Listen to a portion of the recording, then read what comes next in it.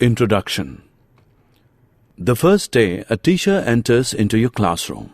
What do you say to the teacher? You all wish a very good morning to the teacher. Suppose, if all the doors in your room are closed, then how can you guess whether anyone is crossing the room? Yes, you can identify it by hearing the footsteps of the person.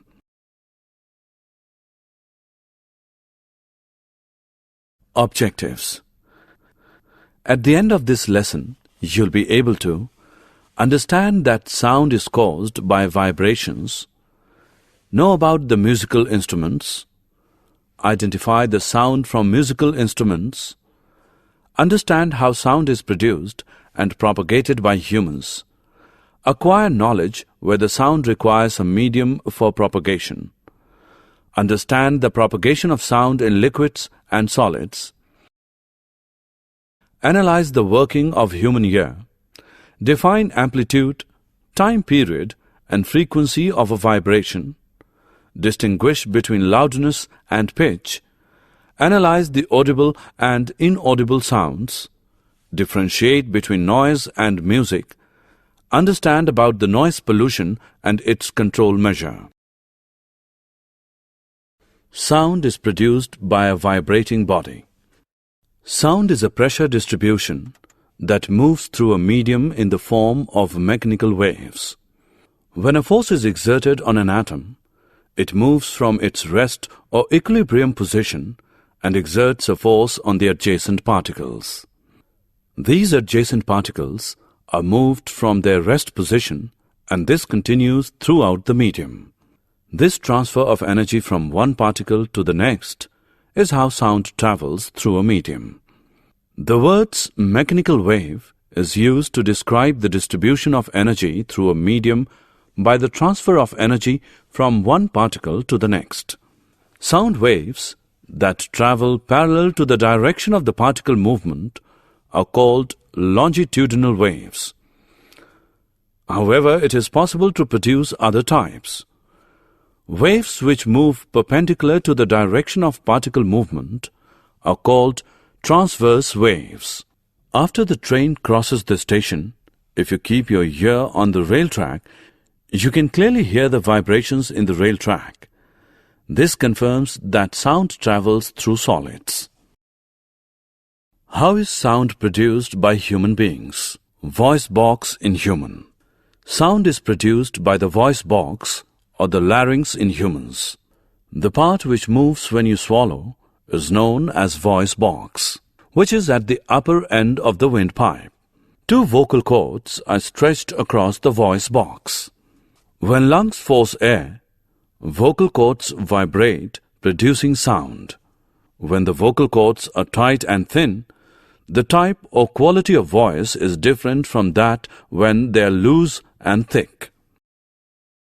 Sound requires a medium for propagation. Place an electric bell in an air-filled jar. You can hear the sound of the electric bell which is ringing. Now suck out the air from the jar using the vacuum pump. As you suck the air out, the sound starts fainting.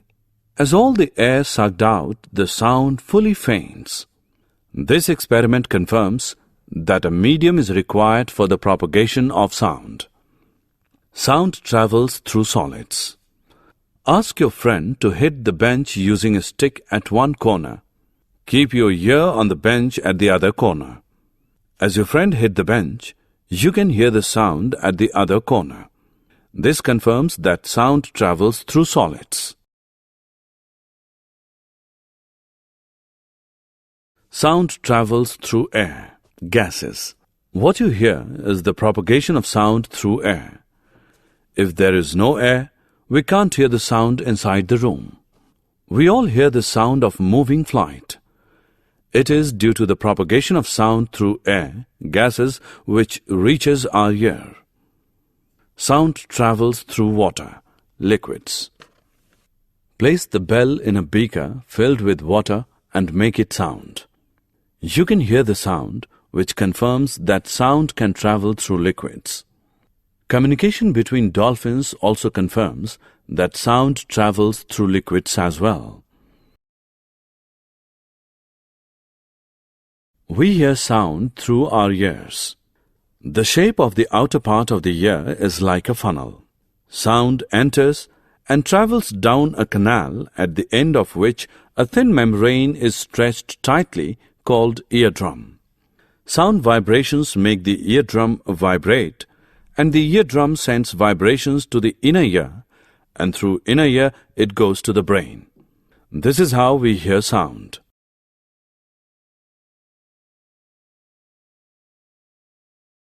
Amplitude, time period, frequency. Amplitude. Amplitude of the sound is nothing but the loudness or the amount of maximum displacement of the particles while the sound is produced. When the amplitude of the vibration is large, the sound produced is loud. When the amplitude is small, the sound is feeble. Frequency of sound. The number of oscillations per second is called the frequency of the oscillation. Frequency is expressed in terms of hertz. Loudness and pitch. Loudness depends on the amplitude of vibrations. Loudness of sound is proportional to the square of the amplitude of the vibration producing the sound. If the amplitude becomes twice, the loudness increases by a factor of 4. The loudness is expressed in a unit called decibel, dB. The following table gives some idea of the loudness of sound coming from various sources. Above 80 dB, the noise becomes physically painful. Pitch. The two sounds are equally loud. They differ in some way. The difference in sound is due to the shrillness or pitch of the sound. If the sound has high frequency, then it has high pitch or shrillness. If the frequency of vibration is low, then it has low pitch, that is, vibration of drums. Audible sounds. Sounds which we can hear is about 20 Hz to 20,000 Hz. These sounds are called audible sounds. Ultrasonic sounds. These squirrels communicate with each other with a frequency greater than 20,000 Hz. These sounds are called ultrasonic. Dogs, whales have the ability to hear ultrasonic sounds. The ultrasonics are used to take the scan pictures of various vital organs. Infrasonic sounds. Sounds which have frequency less than 20 Hz are termed as infrasonics. Music and noise. Sounds which are pleasant to hear are called as music.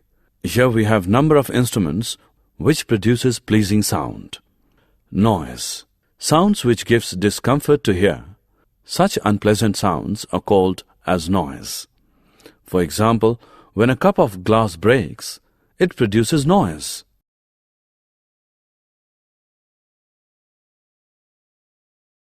Noise pollution and its control. Presence of excessive or unwanted sounds in the environment is called noise pollution. The major cause for noise pollution is sounds of vehicles, explosions including bursting of crackers, machines, loudspeakers, etc.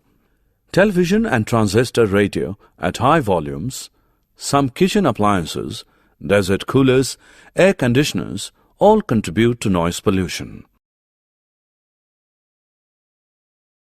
Summary. Let us summarize what we have learned.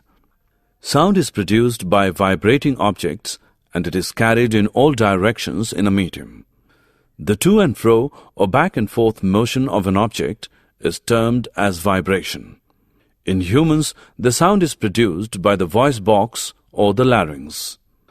Sound needs a medium to travel. The sound cannot travel through vacuum. We hear sound through our ears. Position is called the amplitude of vibration. The to and fro motion of an object is called oscillation motion. The number of oscillations or vibrations per second is called the frequency of oscillation. The frequency of a body is expressed in hertz. Larger the amplitude of vibration, louder is the sound. Higher the frequency of vibration, the higher is the pitch or shrill is the sound. For human ears, the range of audible frequencies is roughly from 20 to 20,000 Hz. The presence of excessive or unwanted sound in the atmosphere is called noise pollution. Major causes of noise pollution are sounds of vehicles, explosions including bursting of crackers, machines, loudspeakers, etc.